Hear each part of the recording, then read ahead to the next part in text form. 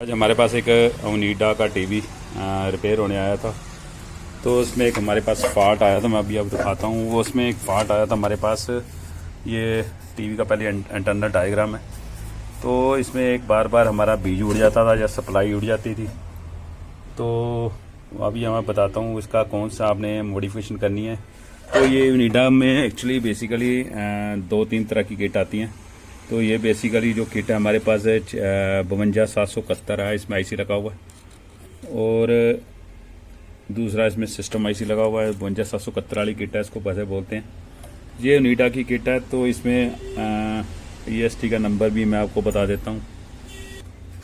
इसमें basically EST लगता है 22459 और 22453। ये सेम EST नंबर है। तो ये EST का नंबर है बेसिकली। तो इसमें हमारे पास जो फॉल्ट आया था पहले, तो मैं आपको बता दूं। इसमें मैं बता रहा था 2-3 तरह की किट आती हैं इसमें सेम। कईयों में देखो हमारा इधर STR लगा हुआ है, और तो कई में ये सप्लाई दूसरी बीजू टाइप सप्लाई बनी होती है। तो कईयों में इधर हमारा ऑटो कपला लगा हुआ है, 431 ट्रांसटर लगा हुआ है, रेगुलर सप्लाई बनाई हुई है। तो कहीं एक दूसरा सेट आता है ओनिडा, सेम ही यही सर्किट होगा, किट भी यही होगी। तो उसमें SC 110 वोल्ट लगा होता है, या अकेला यहाँ एक S18 54 ट्रांसटर लगा होता है। तो कहने की मतलब 2-3 तरह की किटें आती हैं, पर सभी में थ्योरी ऐसे ही काम करती है। तो इसमें हमारे पास जो फॉल्ट आया था बेसिकली, इसमें एक फॉल्ट आया था कि इसमें 110 वोल्ट की जगह इसके 135 वोल्ट बनते थे। तो इसके 135 वोल्ट को 125 वोल्ट वैसे बेसिकली 105 वोल्ट या 100 वोल्ट 110 वोल्ट तक ये टीवी ऑपरेट होता है बेसिकली सही। तो इसको आपने बेसिकली जो सप्लाई ओवर थी, तो इसमें कैसे फॉल्ट निकालना, तो आपको मैं इसकी विधि बताता हूँ। कि हमारे पास जो फॉल्ट यही आया था, ओवर वोल्टेज होने के कारण कुछ देर चलने के बाद हमारा EST उड़ जाता था या बीजू उड़ जाता था। तो बेसिकली मैं आपको इसका ट्रिक बता देता हूँ। कभी आपके पास प्रॉब्लम आए तो बहुत आप ईजी सोल्व कर सकते हो, इस फॉल्ट को निकाल भी सकते हो। तो पहले मैं बता दूँ कि कौन सी रेजिस्टेंस है।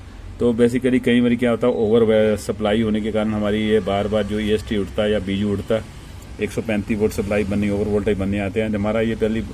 तो कई बार हम डाउट करते हैं, ऑटो कपलर भी चेंज कर लेते हैं, 431 भी ट्रांसफर चेंज कर लेते हैं। पर बेसिकली इस किट में ओनिडा में एक फॉल्ट, कॉमन फॉल्ट आता ही आता है।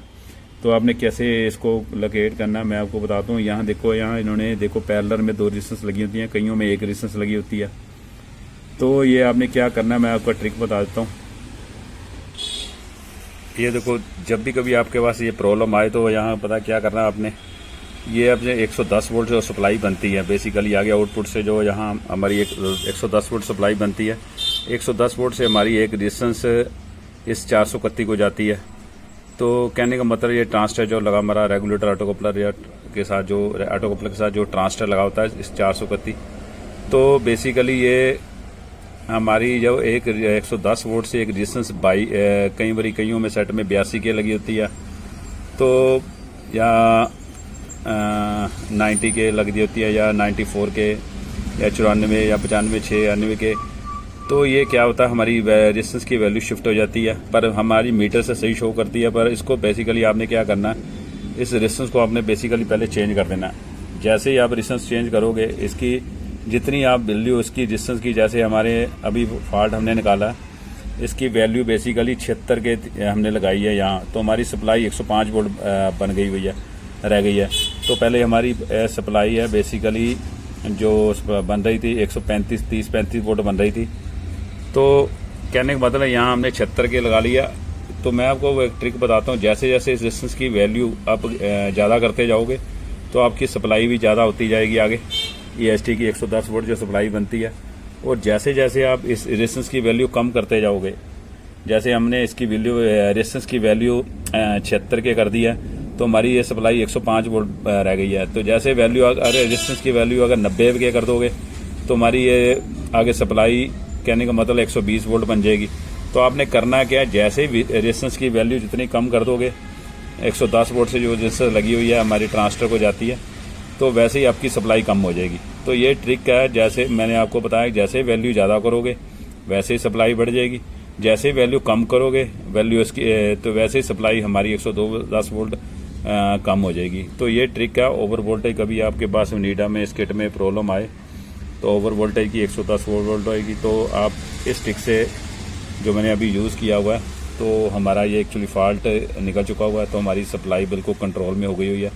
तो ओवर वोल्टेज के चक्कर में आप ये ट्रिक अपना सकते हो, तो आपकी प्रॉब्लम सॉल्व हो जाएगी बिल्कुल।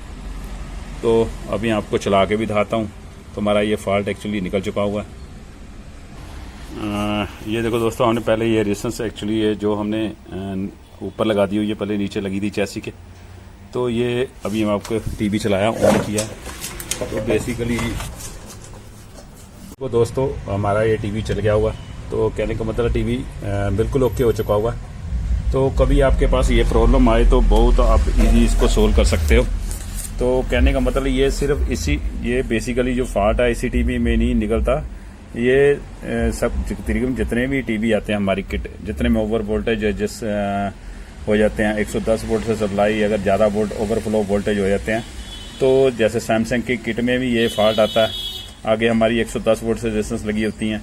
तो ऐसे सभी टीवियों में जितने भी टीवी आते हैं, सभी में आपने जितने अगर ओवर वोल्टेज होते हैं, तो सभी में ऑटो कपलर 431 के बाद जो रेजिस्टेंस लगी होती हैं, कईयों में 47 के या 47 के 10 के लगी होती हैं। ऐसे जितने भी मतलब सैमसंग में लगी होती हैं 68 के, तो ये बेसिकली 110 वोल्ट से सप्लाई रेजिस्टेंस हमारी ट्रांसफर को जाती है बेसिकली। तो ये रेजिस्टेंस आपने चेंज कर देनी है या रेजिस्टेंस देख लेनी है कौन सी ख़राब है। तो ये ट्रिक है, सभी टीवियों में काम करता है। तो जैसे हमने आज ओनिडा का फॉल्ट निकाला है, तो आप बेसिकली ऐसे ही ट्रेस करके और भी टीवी में फॉल्ट निकाल सकते हो। तो ये सभी की थ्योरी सेम ऐसे ही काम करती है।